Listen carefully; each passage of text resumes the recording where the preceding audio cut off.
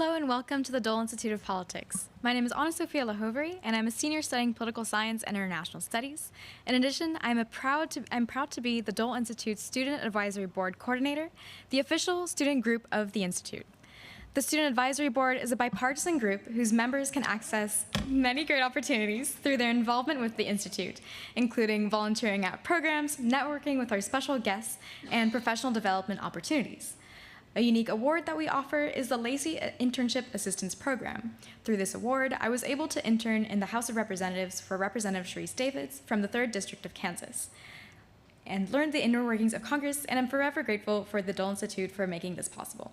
If you're a student and would like to join the Student Advisory Board or learn more about the Lacey program, please email us at dolesab@ku.edu or speak with a student worker or myself after the program. A video of today's program will be available on our YouTube channel. You can also access videos of our past programs by visiting that channel. A loop hearing system will be available if you use a T-coil hearing aid. We also have limited number of listening devices. If you have questions about the loop system, or if at any time during the program you have difficulty hearing, please alert one of our staff members. After the program, we will have some time for the audience to ask questions. If you have a question, please raise your hand and a student worker with a microphone will come to you. Please stand if you are able to with just one brief question, and if you are part of a virtual audience, you may submit your questions at dolequestions@ku.edu. The Dole Institute's mission is to foster civil and respectful discussion around important and often difficult topics. Please phrase your questions with this in mind. Now, before we begin, I'd like to remind you to turn off your cell phones. And now please join me in welcoming the wonderful Senior Associate Director, Dr. Barbara Ballard.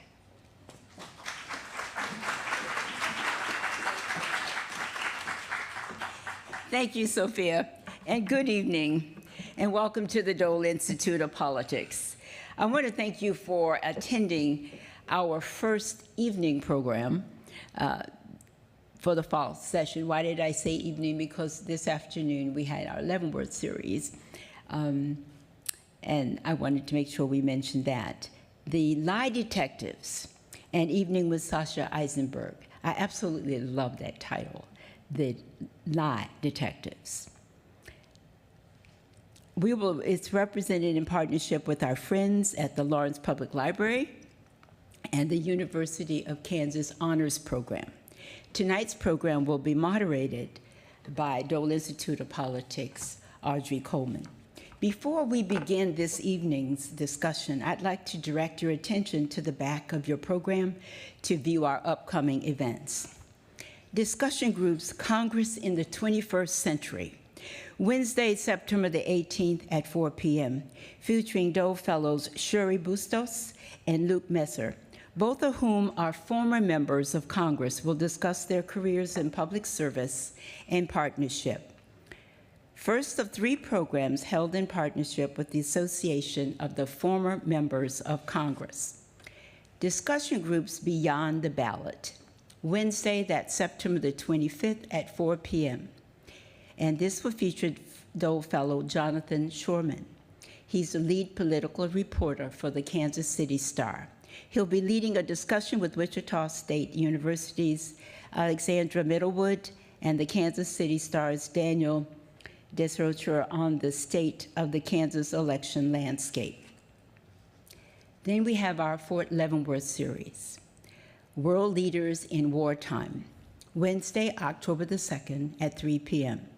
Continuation of our year-long series on military history in partnership with the Department of Military History at the United States Command General and Staff College at Fort Leavenworth. And Dr. Sean Kadick will join us for a presentation on the wartime leadership of Russian President Vladimir Putin. We're fortunate this evening to welcome Sasha Issenberg back to the Dole Institute for a conversation on his new book, The Lie Detectives, in search of a playbook for winning elections in the disinformation age. Sasha is a journalist and an author of 4 previous books, including one that drew on the archival material from the Robert and Elizabeth Dole archives and special collections here at the Institute.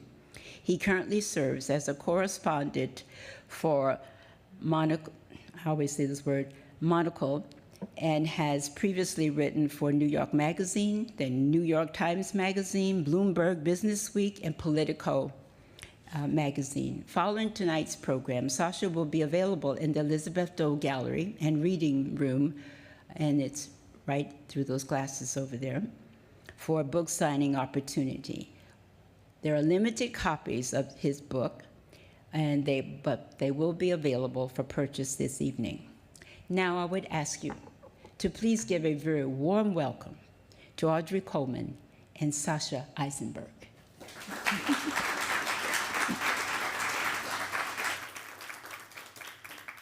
Thank you, Barbara and Anna Sophia, and welcome to the Dole Institute. As Barbara said, this is our kickoff event for our fall 2024 programming season. Sasha, it's so great to see you back here. I think I said earlier we were chatting, I said, this is your fourth visit. You said, no, this is your fifth visit because of the research visit.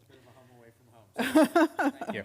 Yeah, and so the first time that you visited the Dole Institute was in 2012, and things have changed quite a lot in the political landscape and everything else since then. And here we sit 60 days out of the election that we're anticipating, and we're talking about lies and disinformation. So before we get into the meat of your book, I want to make sure that we kind of set a level playing field and we all understand some fundamentals about our conversation. So when we're talking about the world is awash in lies, as on your book jacket, what are we talking about? What is a lie? What type of information are we talking about? Yeah, so politicians have always lied. This isn't new. What has changed fundamentally is the way in which the internet and social media in particular makes it possible for just about any speaker to launch a falsehood and have it reach a scale and a scope that was previously unimaginable. And what that's done is fundamentally changed the landscape of who can communicate in politics. And it has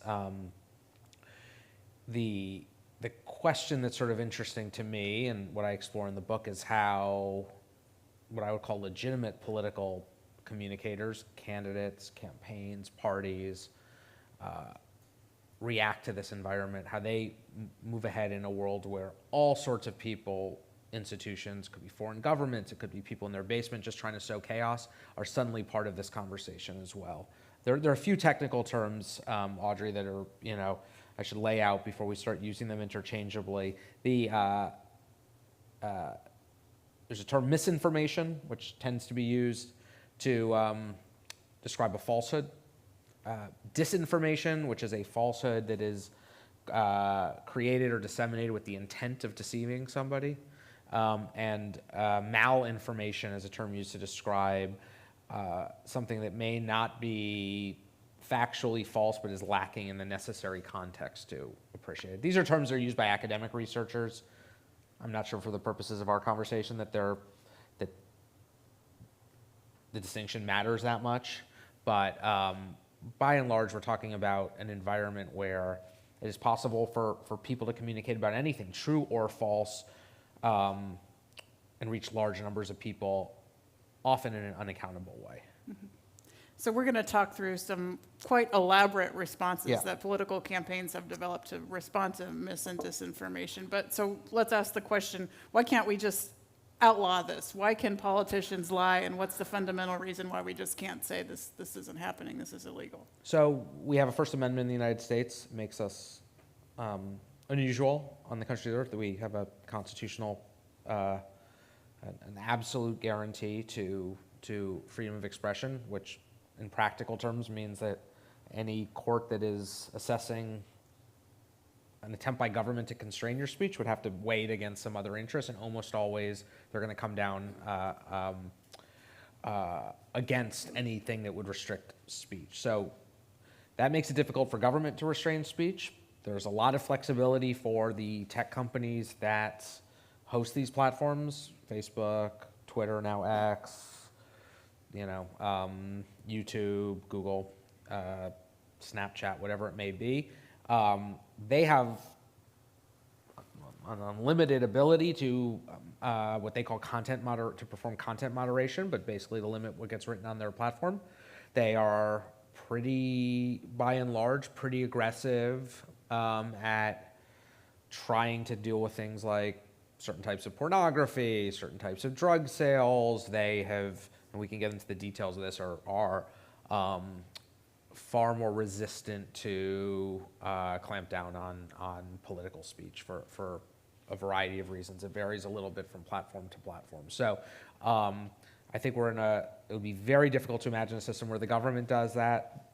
It is quite possible to imagine tech companies being more proactive than they are in not outlawing it, but removing from their platforms or removing accounts or punishing people who spread it. Mm-hmm. But the basic, one of the challenges is even when there have been tech companies that have taken the initiative to be aggressive at moderating the content on their platform, is that defining what is true or false in matters of political debate is not always clear. I mean, obviously we could debate if so-and-so says that Kamala Harris's tax proposal is going to create 1 million new jobs. We could have a dispute about what set of facts leads you to that conclusion and whether something is a lie. There are also basic things like there's some things that are a lie. If I say something, it could be a lie, but if Audrey says the exact same thing, it's true. There are things where if I say it today, it's true, and tomorrow it becomes a lie.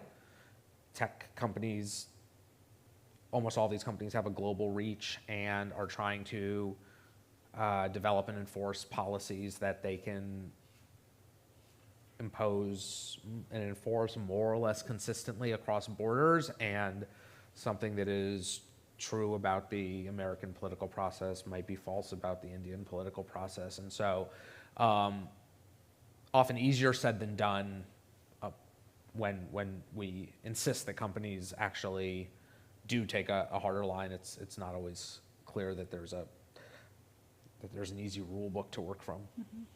You mentioned historically, in our own country's politics that politicians have lied. Yeah. And you can think of examples if you want to tell us some, you can. But so we've got some historically, but then also this isn't a new phenomenon here for the United States. And it seems like through the conversation that you present in the book that, other countries worldwide have actually more experience dealing with this kind of thing. Yeah. So I start my book in the right after the 2016 election.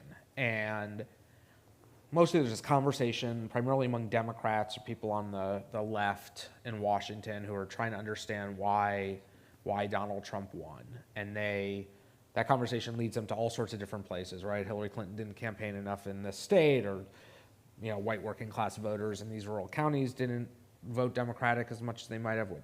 But one line of inquiry focuses on all these things that sort of happened on the internet over the course of 2016 that never got fully appreciated as they were happening. The hacking of the DNC, the role that WikiLeaks played in disseminating that, the development of the emergence of what now the term fake news has come to mean something sort of different, but the development of these websites that were supposed to look like local news organizations that were not, all this stuff that never really got understood in the context of the campaign, but when people were looking for traces to understand why there'd been all this movement that hadn't always been picked up in polls, people really started to focus on this. And you had this group of figures within really senior people in the Democratic Party, labor unions, donors, who basically said, we've been running campaigns for years. There's this whole new vocabulary of things that we did not think were relevant to running campaigns. What are trolls? What are bot farms? What is a hack and dump operation? We need to think about how we run campaigns in this new environment. And they start asking around, who should we be talking to about this stuff? And it turns out that nobody who'd worked in American political campaigns had ever encountered anything like this. This was new to everyone. And they all sort of find their way back to this woman named Jory Craig, who ends up being basically the main character of my book. And she, at the time, she was this 25-year-old. She's from Illinois, from the Chicago suburbs. She had been a Model UN nerd in high school. One of the things I learned while reporting this book is you can actually get a scholarship to college for being good at Model UN. She did. And after graduating, she ends up going to work for a Democratic consulting firm in Washington that, through a sort of quirk of its history, ends up with the biggest overseas consulting practice of any Democratic firm in Washington. One of the founding partners had been Bill Clinton's pollster, and he ended up polling for Nelson Mandela and Tony Blair. And so as it happens, they're doing basically political campaigns on every continent. And so she gets hired at 22, and her first job as a junior digital staffer, she gets sent to Moldova to advise a parliamentary leader how to get on Facebook for the first time. And then she gets sent to Gabon and to Panama and to the Philippines. And during the 2016 election, she's working in the Bahamas, helping a party that's competing for in a general election there. And she watches the 2016 election from overseas. But at this period in late 2016, early 2017, all these people at the highest ranks of Democratic politics who are trying to figure out how to navigate politics in the internet era end up finding their way to Jory Craig. And she's never worked on a campaign in the United States. But it turns out that all these things, which seem like really new political developments to us, foreign interference, the rise of a partisan, ideologically motivated media, the sort of influence of rumor and conspiracy theory, they were new to our politics or new to our modern politics, but they are taken for granted as part of the political environment throughout the world. If you go to Eastern Europe, it is just taken as a matter of fact that foreign governments or foreign business interests will try to influence election outcomes in neighboring countries to serve their ends. If you spend time in North Africa or the Middle East, it is understood that rumor is going to be a major driver of opinion change. And she'd been advising candidates and parties how to make smart decisions about strategy and tactics in an environment where these were not new internet-y things. They were just basically the way that political communications environments worked. And she had the useful frame of reference for American political actors who are trying to figure this out. And she ends up becoming basically the first dedicated counter-disinformation operative in American politics, and develops a structure that unifies all of the various entities on the American left and center left, the Democratic Party apparatus, outside groups, candidate campaigns, including Joe Biden's in 2020, to develop an infrastructure for collecting data so that everybody is sort of looking at the same set of information about what's moving online, and then training staffers how to make a decision about decisions about how and when to respond. And the only way that she can do that really intelligently is because she has a context that is broader than just the United States 2016 and immediately before and after. Mm-hmm. So contrast the world of the Victory Lab in 2008 and 2012 with what we're dealing with in 16 and 20, and what the constituting misinformation, what are the approach, the transition that the campaigns have had to make? Yeah, so when I wrote that, so the Victory Lab was basically about, so it came out, as Audrey mentioned, in 2012, and it was basically about a couple of innovations that had taken place in the previous decade, all this new data that had become available to campaigns about individual voters and how they were using it to profile voters, and the use of field experiments to actually measure what worked and what didn't in campaigns. And it was a largely optimistic story about technology in politics. Here, campaigns were using these experimental findings to get better at registering voters and turning them out to vote. They were using this data to give voters more tailored appeals so that they were likely to be talking to you about the issues that you cared about instead of talking in these general terms. And the book barely mentioned the internet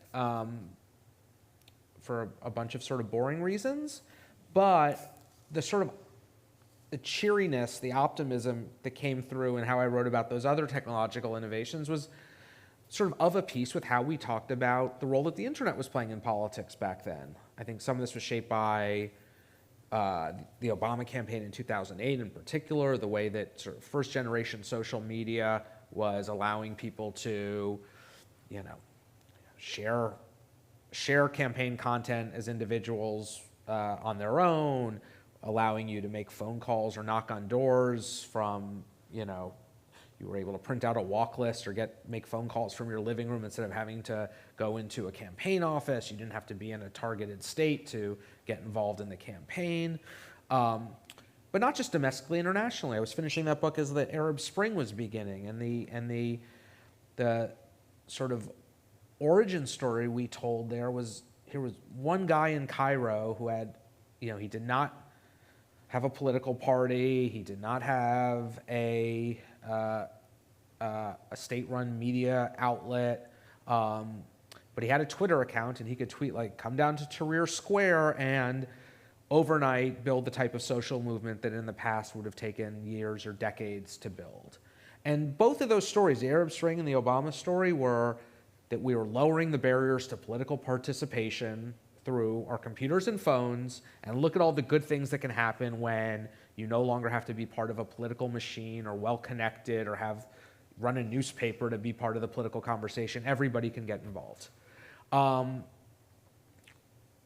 It turns out, and I think by the end of 2016, it's clear to all of us that you lower the barriers to political participation, you get a lot of really good stuff that happens, but you also let a whole lot of people come into the political process who otherwise would not have been able to. Where we started this conversation, not just foreign governments or foreign interests, but people who are just trying to make money by selling advertising clicks online, people who are communicating who are sort of unaccountable because they can do so anonymously, who might not actually be trying to win an election but just want to sow chaos or have fun or whatever it may be. And that change, I've spent a lot of time thinking about whether I was naive or something fundamentally changed with the internet, but it seemed to me to be the really interesting sort of frontier of innovation is what do you do as a campaign if you're in this newly asymmetrical environment where your opposition isn't necessarily your opponent. It's not another candidate. It's not another party. It's not another super PAC or labor union or somebody who's operating under a set of roles and constraints can be held accountable. It is an anonymous person in their basement. It's a foreign intelligence service. It's a grifty syndicate overseas that is making money off of content. How do you decide? The playbook for calling your opponent out on lying about you has been well defined. I mean, literally, Bob Dole said, stop lying about my record, right? Like we know what you do when your opponent is lying about you. What do you do when the lies are not coming from somebody that you can kind of hold accountable in a debate? Mm-hmm.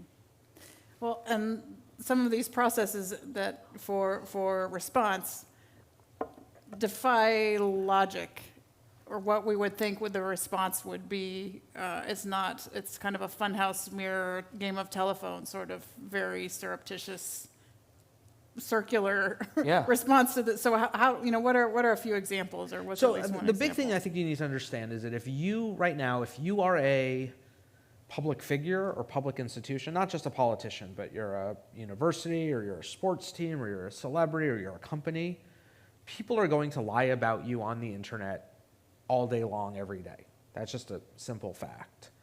And 99% of the time, let's say, it makes sense to ignore it. Why? One, you can draw attention to things that aren't getting a whole lot of attention already. You can validate or elevate your critics by responding to them, especially if you have a prominent platform and they don't. You can get distracted from your objectives, which is if you're any one of these entities, you have things you want to be talking about every day. If you're a campaign to persuade voters or talk to your supporters, and if you spend all day responding to what a crazy person says about you on the internet, you're not talking about the things you want to do.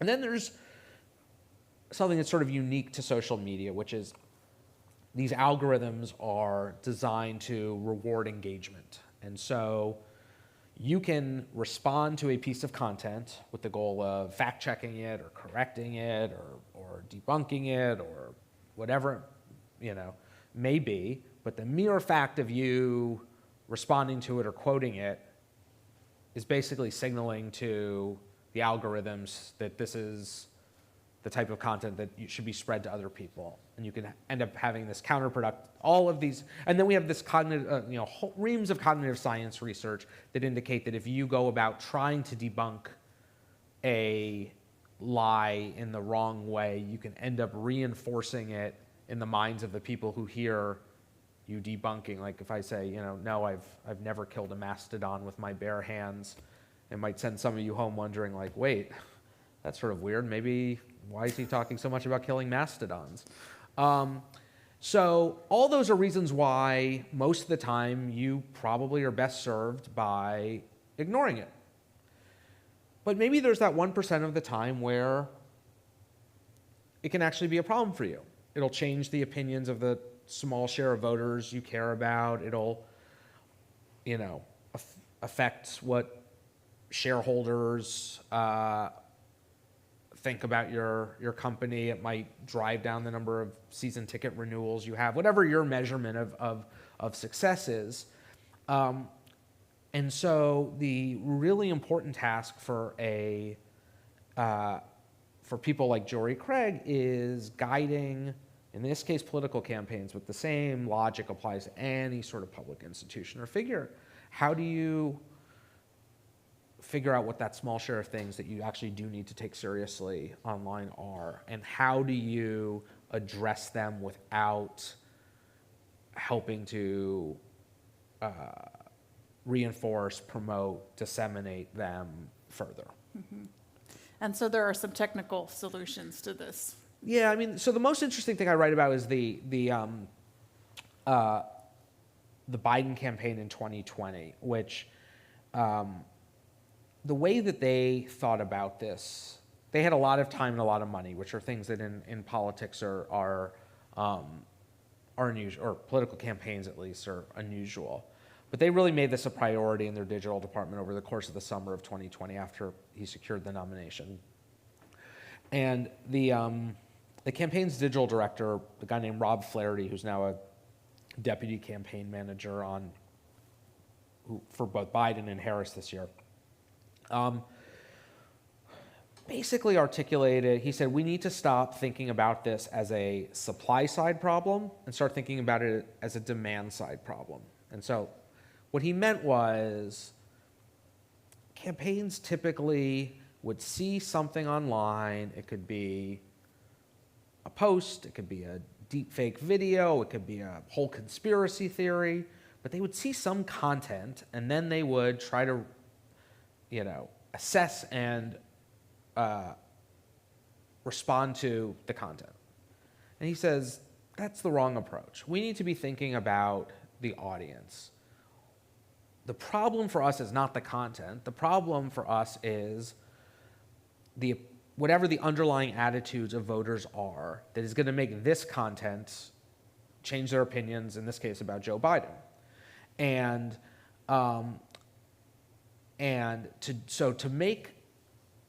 So what they embarked on a big research project, and they took Jory Craig's outfit had been collecting information on all the viral storylines that had sort of circulated online about both Biden and Harris at that point.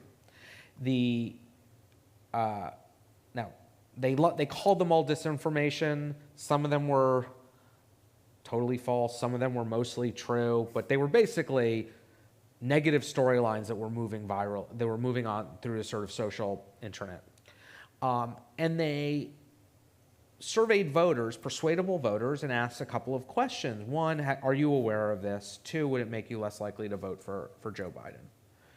And they mapped this on two axes. One axis was the reach, how many people had heard of a given storyline, and the other axis was the potential harm. Would it actually change their opinions? And so they they went out and they did this survey and they mapped things on this grid. And for example, all the stuff related to Hunter Biden, it had a lot of reach, right? Trump had already been impeached at this point for leaning on the Ukrainians to try to start an investigation into Burisma. So people had heard this stuff, but not that many of the persuadable voters said that it would make them less likely to vote for Joe Biden. And they did focus groups, and they found out it was because people did not think that Joe Biden was motivated primarily by financial gain. And so it did not respond to an existing set of attitudes that they carried. The stuff about his age, and not just about his age, about, his supposed senility or his mental decline, that stuff, they called it, internally on the Biden campaign, they called it Sleepy Joe, because it turns out that Donald Trump is very good at making up shorthand for things that the rest of us take many, many sentences to describe. That stuff, it had reach, right? People knew this, and it also had potential harm. People said that they might make them less likely to vote for Biden, and the focus groups revealed it wasn't that they were worried about Biden's physical fitness. And that had been the sort of assumption within the campaign, was this is a problem, it shows up in polling, we think it's, and so the communications department had been responding throughout the year by setting up these photo ops of Biden riding a bicycle and like having him run up the stairs to his campaign plane. And the focus groups revealed voters weren't worried that he wouldn't get his steps in if he went to the White House. They saw him as a fundamentally weak political figure. I think a lot of this has to do with coming to prominence as a vice president. He won that nomination. He was never really the main character or focal point of that campaign. Voters had some real questions about what he believed in, what he would prioritize, who would make the decisions in his White House. And it manifests in an acceptance or willingness to accept these things related to his age and his physical fitness, but it wasn't fundamentally about his physical fitness. It was about his political strength and identity. And so the campaign's response wasn't, the bicycle stuff. They started running a digital ad campaign that they targeted to voters who they profiled as likely to be susceptible to this. They particularly bought advertising on conservative sites like Fox News and Breitbart, where it would appear and next to search terms. So if you were in this sort of group and you searched for Joe Biden senile in October of 2020, let's say, you might have been served an ad on another website or when you went to YouTube or something. And odds are you would not have thought of it as having to do anything with his age or physical fitness. The most successful one of these video ads that they tested that they used a lot was a 15-second clip of Joe Biden speaking directly to the camera, unedited, about how his middle-class upbringing in Scranton shaped his views that I don't know, rich people should pay their fair share and whatever. Like a pretty banal sounding, non-controversial thing about his economic values. But actually for the voters who were worried that he was, old and decrepit, having a straightforward statement of his values was the thing that assured them more than anything about his physical being. And the big lesson from that is, I think, and that type of research project is out of reach for anybody who's not running for president of the United States or maybe a very well-funded statewide campaign. But the underlying lesson is really important, which is that the problem isn't the content. The problem is the select number of storylines that could actually stick and affect people's opinions, and those are the ones that respond to some underlying anxiety or concern that they bring to the topic or the personality. And so I think that it signals I think too often, and this is true of journalists, I think this is true of academic researchers, this is true of people in politics, we think of the problem as the content. And I think the real problem is that we have a large number of people in this country who are willing, who are susceptible to believing some things, and often it's because it responds to some doubts they have already, and the way to deal with those lies when they circulate is not to respond to the lie, it's to address the underlying anxiety. How do the campaigns either respond, or what's their philosophy to disinformation that is not about the candidate but maybe about the electoral process? So I think increasingly there is, especially post-2020, there is now a sort of infrastructure that is designed to support secretaries of state and county level. Every state and county have their own sort of system for this, but county boards of elections or clerks or whoever the election administrators are. I think a lot of them were blindsided in 2020 by the extent to which they and their offices and their processes would become the focal point of these types of sort of disinformation narratives. And now there is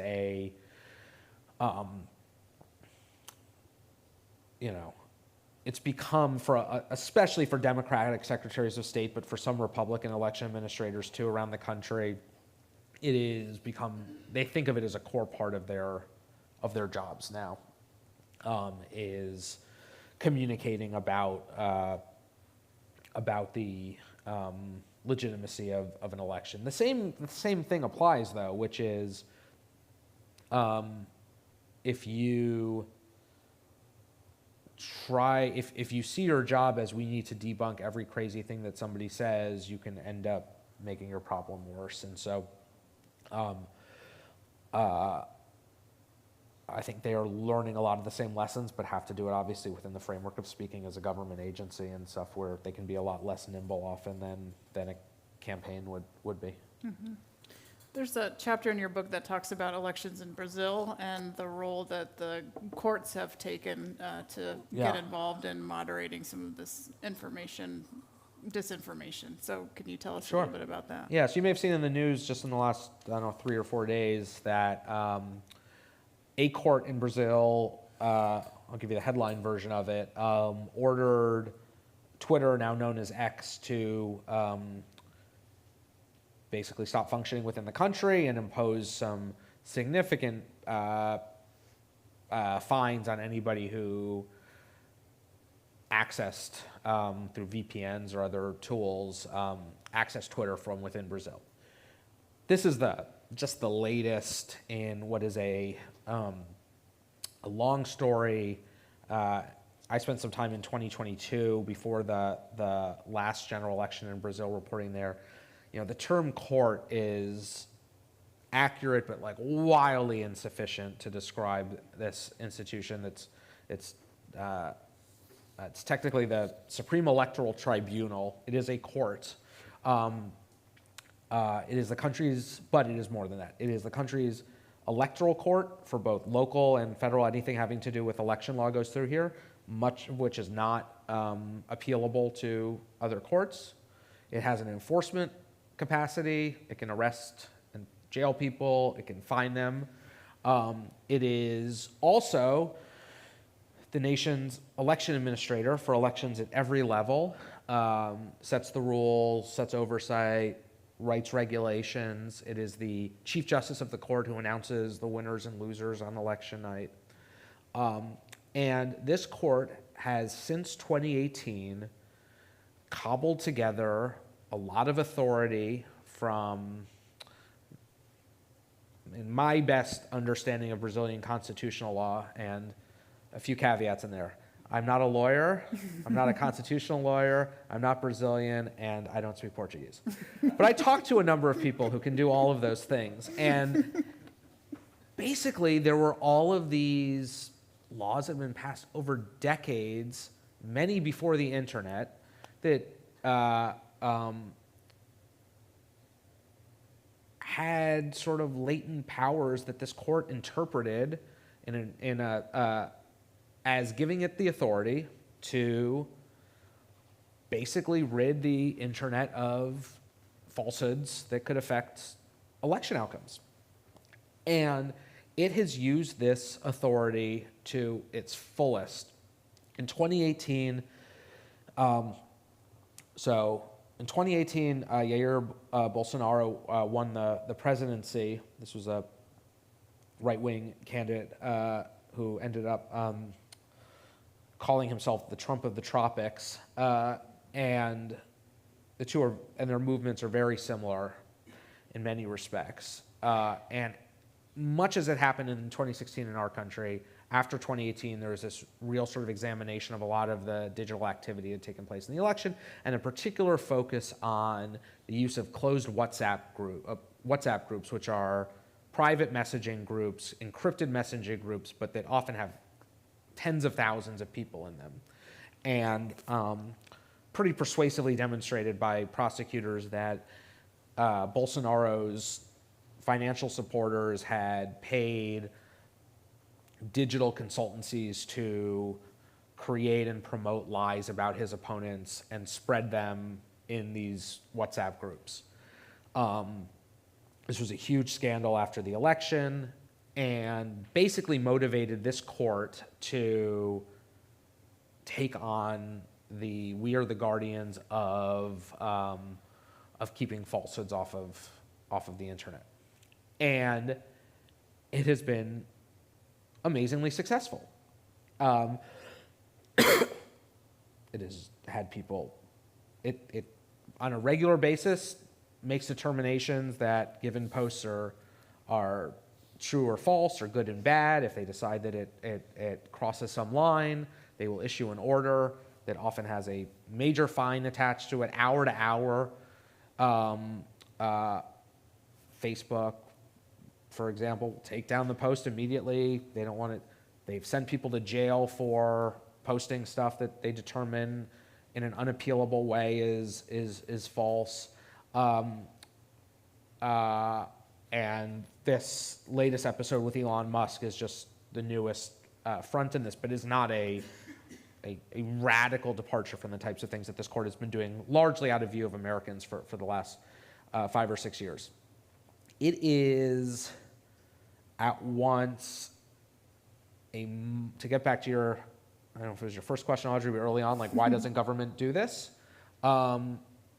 This is what it would look like if government could or would do this. And it is impressive that it is to a large extent possible, I think, to use state power to police the internet. It is also was incredibly scary to me as somebody who values, freedom of expression and, that this largely unaccountable entity was single-handedly determining what was true or false and the fact is that most of the people in Brazil whom you would expect to articulate concerns like that, constitutional law professors, good government types, human rights advocates, have been so happy with the outcomes, which is, I think it's fair to say that this court did more to keep Bolsonaro from winning a second term than anyone, including his opponent, Lula, the once and current president of Brazil. It was so effective, and people on the broad center and left of Brazilian politics have been so happy with it blocking Bolsonaro's return to power that they are loath to criticize it, but it is one of the most illiberal things I could see in an open democracy. And to me, it was instructive in that way,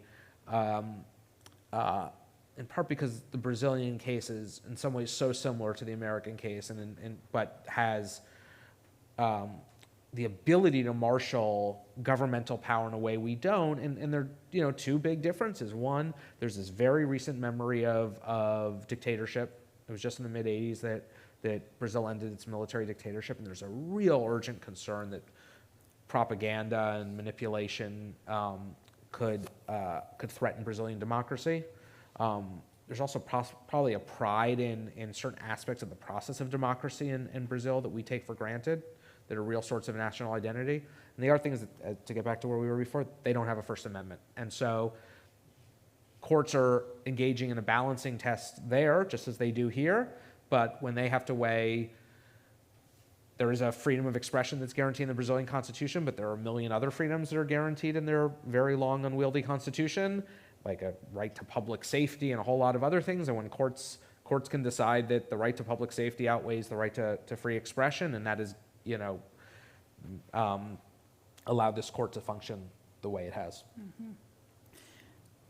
I have more questions, and then we'll turn it over to audience questions. But throughout your book and what you're describing, the contrast between the cheap and efficient way that disinformation can be created versus the monumental response, in this case, a government response, this monumental force coming at you.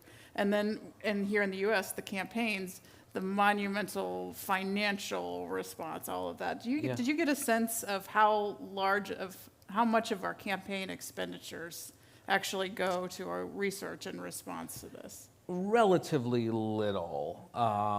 It's only part of what Jory Craig was successful at doing within the sort of bizarre corners of the campaign finance laws is to create an infrastructure that functionally allows the Democratic Party, the Democratic campaign committees, outside groups like Emily's List and environmental groups, candidates, all to share a kind of core counter-disinformation structure in ways that would be prohibitive for, a state legislative candidate here to, who maybe has one staffer and their niece is helping run their Twitter account type thing. There's no situation where you would ever have the expertise or resources for that campaign to have a counter-disinformation person, but they have sort of set up a structure where maybe they can get some training, or there's somebody at the state party who has gotten training who can support them through and sort of disperse those costs. So there are ways in which the expertise is spreading, but ultimately as a share of the money that's being spent, trying to think about this very little. The flip side of it is that increasingly, as disinformation-related things just become part of political communication here, conventional polling more and more is asking people about things that might, a few years ago, have been siloed as like, oh, these are the disinformation narratives. At this part, it's just politics. Sasha, when you were doing the research for this book, there are probably surprises at every turn, but do you have one or two things that just hit you that was just you did not see coming? So I told you how the book starts with Jory Craig, and spoiler alert, I'll tell you how it ends with Jory Craig. I hope there's enough interesting stuff in between that you want to find out. But I followed her and a sort of cohort of people that she worked with, including some in Brazil, over the course of more or less a year, late 2021, through January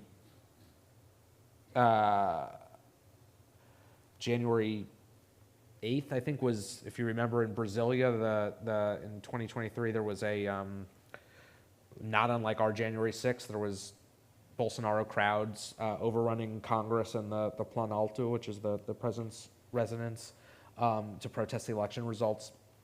So over a long period of time, I was following this group, mostly in the US, but also Brazil and some people in Europe.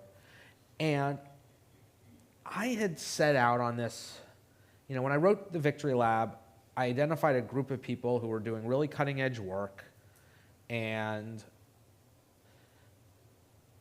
over the course of the time I was writing about them, I watched them define problems and or define questions and then answer them. We want to get better at profiling voters to understand which voters are, can be most likely to, which non-voters can be most likely to turn into voters if you give them an extra knock on the door, or which voters are most likely to care about taxes as opposed to guns or whatever it is. And they developed, it was a sort of typical innovation narrative. Like, they define a problem, they wrestle through, they test it, and they eventually come up with something. And there are reasonable debates as to whether getting marginally better at targeting your door knocks is a big innovation in American politics or not, but it's an innovation story, and it has some sense of accomplishment at the end of it. I thought I was doing that here, where I identified a group of people who were tackling what was a big and urgent problem, and I was going to follow them through an election year, and I was maybe, and there would be some sense that by the end of it, none of them felt like they were really they felt like they were making a difference at the margins, but they felt so defeated in that the scope of the challenge was getting bigger and bigger. The amount of disinformation, the number of places it was coming from, at the same time, the platforms, the tech companies were more and more reluctant to take responsibility for doing this themselves, and so they all felt defeated by it. And it was not what so the book ends with the scene of Jory Craig, explaining why she ends up, over the course of the year that I was following her, she went from being a sort of independent consultant for a time she was a consultant working on political campaigns in the U.S. And running this outfit I've described. She ends up joining a think tank based in London that does counter extremism and anti-disinformation stuff, in part because they have trauma counseling that she feels that after basically thinking about this stuff all day that she needs to do her job. She feels fundamentally broken by it. She's describing colleagues of hers who have, breakdowns in the shower because they spend all day looking at, some really outrageous stuff on their phones, and this is the world in which they operate, and it ends with a scene of her talking to this guy in Brazil who had done sort of similar work, and she'd seen as a kindred spirit, and she gets in touch with him after that period in January 2023, and they're both basically saying, how much longer can we do this, because it's so draining and soul crushing. And it is frankly a far richer character portrait than anything I wrote in the Victory Lab, but it was not that I thought this would have a happy ending when I started it, but I thought it would have that you'd follow these people feeling some sense of achievement, and there's very little of that. On that happy note. I know our audience is Yeah. going to have some questions Yeah. about what's going on now and what's going on into the future. What's Sure. next for us? So, audience, there's students out there with a microphone who will come to you. Raise your hands. Hi, Anna Sophia. You're right here in the blue shirt here.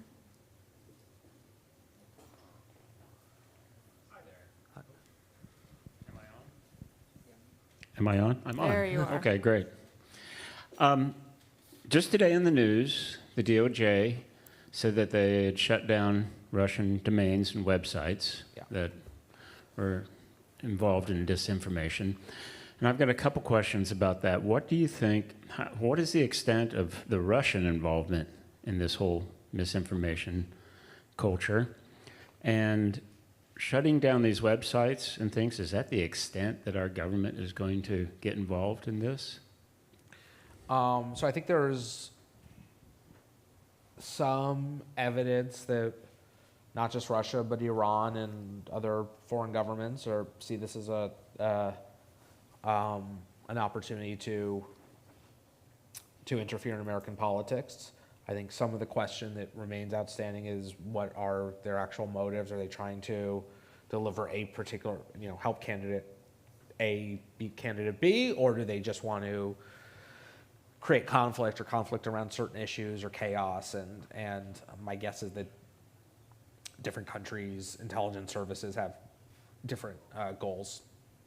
No, I think that there's some effort to disrupt these things, and there's some evidence that the U.S. is becoming more proactive in using certain types of cyber tools offensively. But it is, and there are also some criminal. I haven't read the complaint yet today, but that an American media network was working as basically an unregistered agent of the Russian government. So I think there are a number of different fronts that the U.S. government is working on this, but it's basically a free and open internet, and it is not illegal to lie online.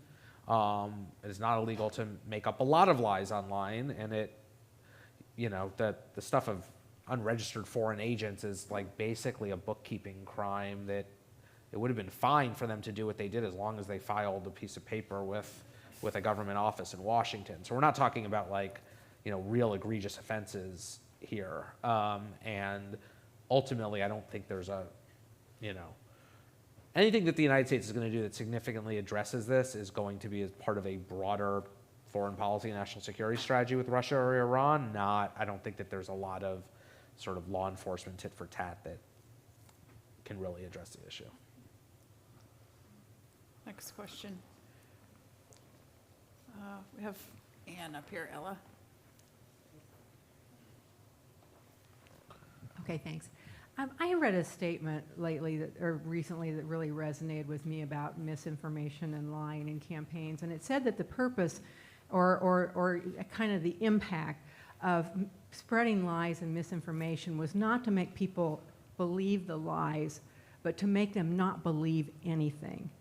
And that really resonated with me, and I wondered what you thought about that and to what extent you think that's feeding into a culture of low information voters. Yeah, I think it's a great question. I mean, I would separate whether that is the stated or understood strategy of people who are perpetuating and whether that's the consequence. I think it's certainly the consequence, and we are in a vicious cycle right now of sort of weakening institutions that normally mediated some shared idea of the truth. So I'm 44 years old.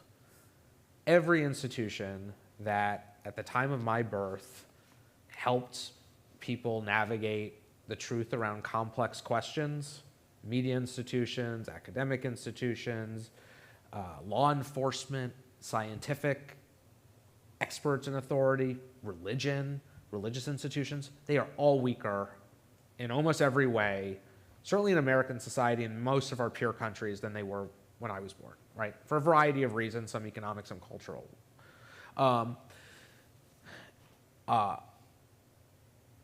The weakness of those institutions has created a void that people are using the internet to fill. It's creating types of community that once existed elsewhere.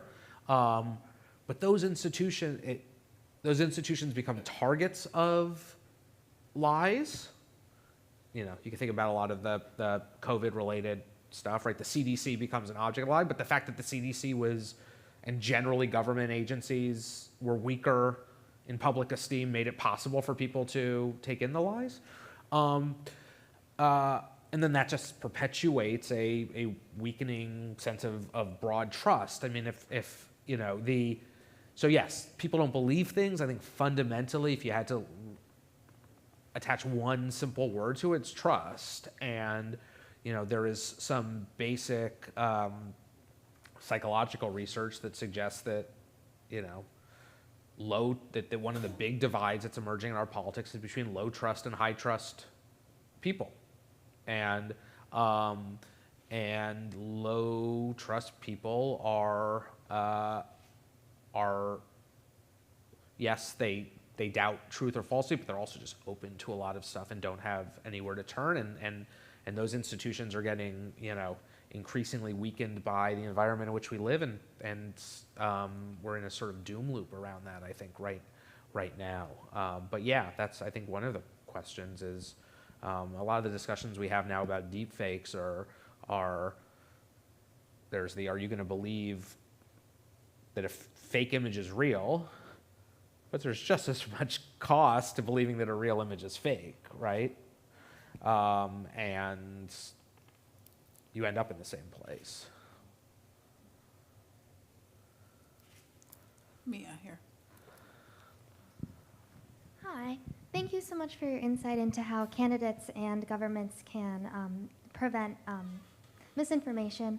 But how can we as voters make sure that we are taking those steps as well, especially as technological improvements make that misinformation more widespread and convincing? Great question. So the first thing I would say is be skeptical of anything that seems too good to be true. And in particular, if we're talking about political stuff that sort of flatters your existing biases, right? So you read something sort of like delightfully terrible about a politician you already hate, or something like unimaginably good about somebody you love, like, be skeptical. There is almost nothing online that has to be shared immediately. You know, this is true of your grandkids' photos. This is true of you know, political stuff. If something seems too good to be true, step back for a second. You can wait 3 minutes before sharing or retweeting it. One of the things that has happened in the last few years is that news organizations have invested in fact-checking capacity. It's always going to be a little too slow for the speed of the internet, but you know, most major news organizations nationally now have some, you know, the Associated Press, NPR, whatever, have some fact-checking things. This is a huge void at the local level, but if you read something and it, you know, you bring some basic skepticism to it, Google fact-check, you know, Kamala Harris is, you know, 10 feet tall, whatever. Hope that you find something that addresses it. If you find a fact check that sheds light on the thing, it debunks it, or it gives some context or texture, share the fact check. One of the reasons we end up in this situation is that, to morally oversimplify, the bad guys have gotten very good at creating networks to distribute bad information online, and the, you know, good citizens are sharing pictures of their grandkids and earnest ideas about, you know, how to end wars around the world, and, you know, talking to people in their bowling leagues. Use your networks to put out good information on the topics that people are talking about virally. So you come across a fact check and it gives you some perspective on this thing you've read online, share that with your networks. I think that's the sort of basic, if I had to give a sort of basic day-to-day good internet hygiene lesson for you, that's what it would be. The bigger advice I would give would be, I think we all have an intuitive sense of how to navigate this environment pre-internet, which is, if I told you, Audrey, there are two people at the end of a bar on Mass Ave who are like 3 beers deep and are saying that the Dole Institute is terrible, you probably would go like, what can I do? Maybe it hurts your feelings, but whatever. There are tens of thousands, hundreds of thousands of people whose opinions you care about, two drunk people at the end of a bar, you know, talking trash about your institution is probably not worth doing anything. You certainly wouldn't call the newspaper and say, you know, I heard that people are talking trash about me at the bar, and call a press conference and like put out press releases, all this stuff. Now, if the governor of the state said that, you might think, yes, we need to defend what we do. And everybody gets that. You don't have to be a professional, you know, institutional executive to have that sense. That's just like basic instinct. And there's some places in the middle where it's like, okay, well, if 100 people show up in front of the Lawrence Public Library holding signs saying the Dole Institute is you know, doing A or B, then you have to make a judgment. Is that actually worth? But like, we get that offline. But I think we're still so taken by the novelty of this when it happens online that we are unable to apply that perspective. And sometimes the data isn't available, whatever else. But it is worth thinking, if you encounter some bit of disinformation online, is this closer to a couple people at the end of the bar, or seeing something terrible scrawled on a men's room wall, than it is to, 1,000 people showing up with signs claiming this thing, picketing through the center of town, or, a candidate for office saying this on the stage. And I think that the best thing we all can do, journalists, campaigns, policymakers, is try to bring a sense of proportion and perspective. The overreaction that Jory Craig is cautioning people against is almost always when they are not applying that intuitive sense of offline proportion to online activity, and overreacting and making things worse by basically doing the equivalent of calling a press conference about the two drunk guys at the bar. Any other questions? We have one over here. Hi, as a Republican, I'm curious if you're seeing anything on the Republican side. I know that we're putting out a lot of the misinformation, so I take that. But is there anything similar to what the Democrats are doing on misinformation? Likely maybe outside of the party infrastructure, but maybe somebody in the middle ground that's maybe not party affiliated, but some kind of, even if it's for profit, that's taking what they're learning in the Democratic space and making it available to others. So this was something that really vexed me as I was reporting this book, because I kept on, I sort of identified this cast of characters that I wanted to write about, and some of them I've talked about here, and follow them over the course of the year, and kept on asking the smartest people I know in Republican politics who do stuff like, I didn't set out to write this book to just write about what Democrats are doing about disinformation. My book, The Victory Lab, was about folks in both parties. And I kept on asking the smartest people in the Republic, like, am I missing something? Who should I be talking to? And I kept on coming up empty. And fundamentally, it was because the Republican Party is basically united in dismissing the idea of disinformation as a category. And, this is something that sort of unites the pre-Trump, we're in the temple of pre-Trump traditional Republicanism now, that sort of pre-Trump, traditional Republicans and the MAGA Republicans right now, is the acceptance of the idea that disinformation, misinformation is a category that Democrats invented so that academic researchers could influence the deep state to pressure tech companies to silence conservative voices online. And there are little bits of truth in each part of that, but it has become a core commitment of the modern Republican Party. The first announcement that Donald Trump made in late 2022, when he announced he was running for president for the third time, the first policy announcement wasn't about trade, wasn't about immigration. It was that he would order his government not to cooperate with 10 companies that were researching disinformation and content moderation. And so some of this is an issue of language, which is there are all sorts of Republican digital operatives who are concerned about what are people saying about my candidates or clients online and how do I respond to it. But they basically dispute the premise that this is a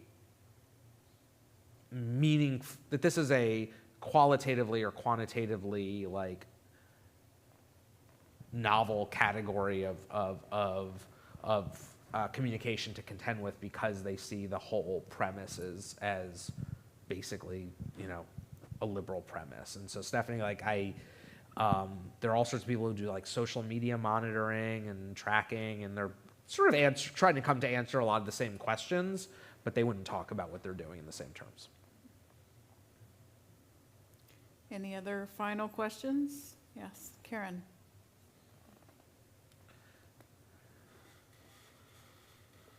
You talked about the the trauma and the burnout of people working in this field.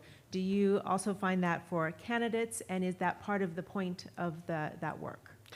So what is interesting for candidates, yes, some version of it. Candidates are a little more insulated, but less so because a lot of them have accounts on these platforms and they read the comments under their, I mean, they're human and they have phones and computers, right? And some of them actually control their own accounts, but even the ones who don't are exposed to it. You know, part of why I write about the effort that Congresswoman Sherry Bustos led at the Democratic Congressional Campaign Committee in 2020 is it was a lens into how politicians are their decision making is around this is sort of warped in a way that isn't true around other campaign tactics, right? And if you go to a candidate and say, typically you're a politician, you say this will make you more likely to win, they will agree that they ought to do it. I mean, if a political professional goes to them and says, you know, but with disinformation, they bring all this other baggage to it. And so I write about this scene at a dinner that Bustos organized for Democratic members of Congress in early 2019. And she was introducing them to the new members of her Disinformation Task Force. This is a thing that she set up, and the idea was like, we need to offer support to all of our members because House candidates are, you know, Senate candidates, presidential campaigns can do some of this on their own, House candidates can't. And so they go around the table, and all these members talk about what disinformation means to them, why it's important to them. It's a little like indulging the politicians to give their little speech. But it's a totally different type of expression. She was also doing these dinners where she brought in like the head of our fundraising team and the head of our, you know, field organizing team to talk about what they were doing. And the emotional content of this was just so radically different. And some of it was that you had members who were on the intelligence committee who were getting briefings about what Russians were doing, and they urgently saw this as a matter of national security and felt compelled, we need to do something about disinformation because it's a matter of national security. Then you had these members who saw themselves as targets or victims from their experience, some of whom were talking about having to hire private security because they were getting death threats as a result of rumors about them or their family members online. And it made them all, they all felt like, I want to do something about this. They want to stand up to disinformation. And part of Bustos was happy to let them air that in part because it was her way of saying, like, I know you want to act, but actually sometimes a smart thing to do is not act, and you need to listen to our professionals about why. But that was a more conflicted, that is not a type of conflict that you would experience in almost any other question about political tactics or strategy. And I think a lot of politicians have trouble creating that emotional distance between what's best for them electorally and what they feel they ought to do as a matter of pride, self-protection, stand up for my family, stand up for my country, what's best for democracy. And it's a real tension, I think, for politicians everywhere because they're wearing a number of hats here. They're wearing and what's best for democracy, capital, little d, but lowercase d, but big D democracy, or best for society is not necessarily what's best for you, somebody whose name is going to be on the ballot in 60 days, who has a bunch of like short-term tactical imperatives. And I think a lot of the mistakes people are making are confusing those. Okay, one more quick one here. Wait, let's wait for the microphone. Here comes Anna Sophia. So I'm in my 80s, so those of us of that age can remember when we were forced to sit through civics and government, and it was awful, but now we're glad we did. But we worry that, in our schools, students aren't picking up on that because history has been reduced. So talk about the influence of popular stars like Taylor Swift and some of the rappers that could influence millions of young voters. Yeah, Maybe don't have a point of reference.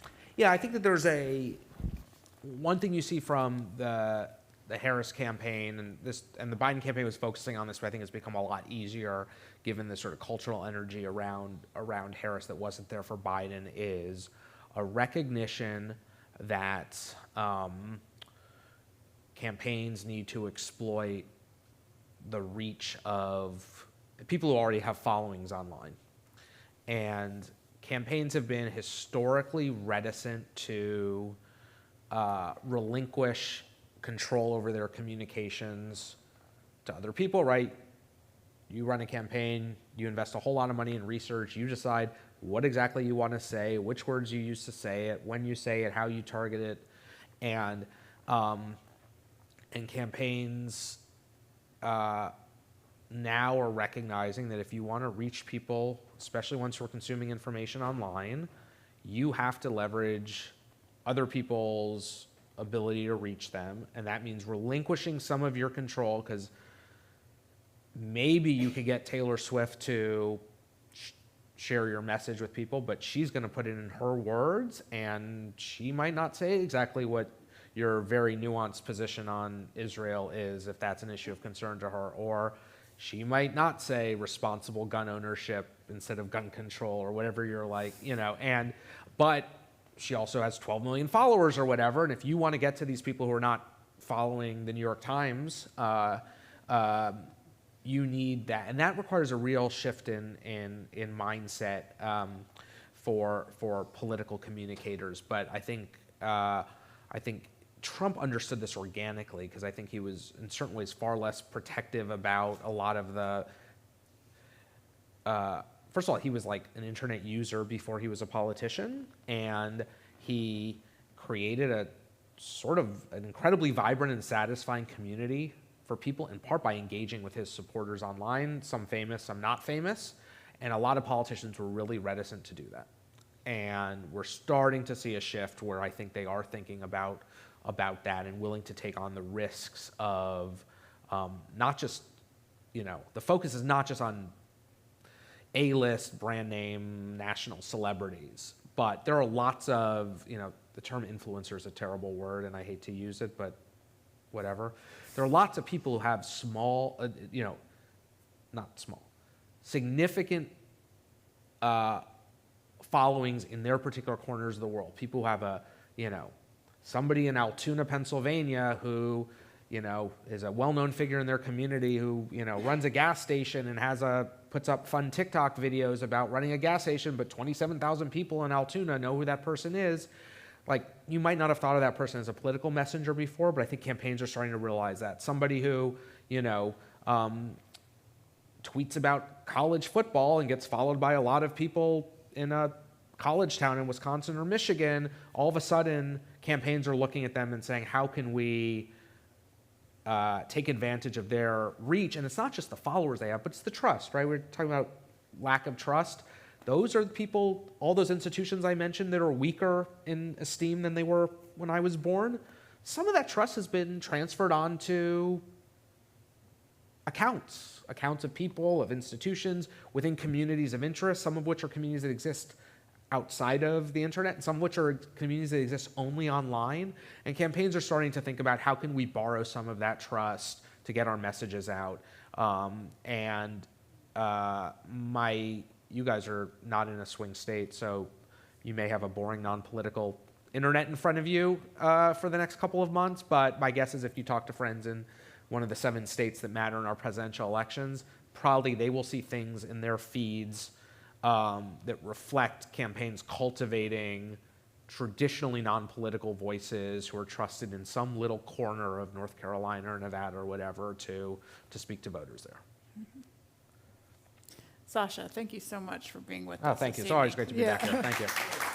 Pick up a copy of Sasha's book. It's going to be for sale right here. Important context and perspective about how we got here and a little bit of where we're going. Thank so you. we appreciate it. And Sasha also helped me promo our fellows group on September 18th when Sherry Bustos, who he mentioned, who features in this book, if you pick it up, you'll be able to talk with her about that when she's here with also former Congressman Luke Messer on September 18th for the first of their discussion group series. So next week, our forum is going to be, we're going to take a break for our public forum. We're going to be working with KU students at Civic Engagement Week, working with KU Student Senate and some other campus organizations. So we'll see you in 2 weeks, and we look forward to it. 60 days to the election.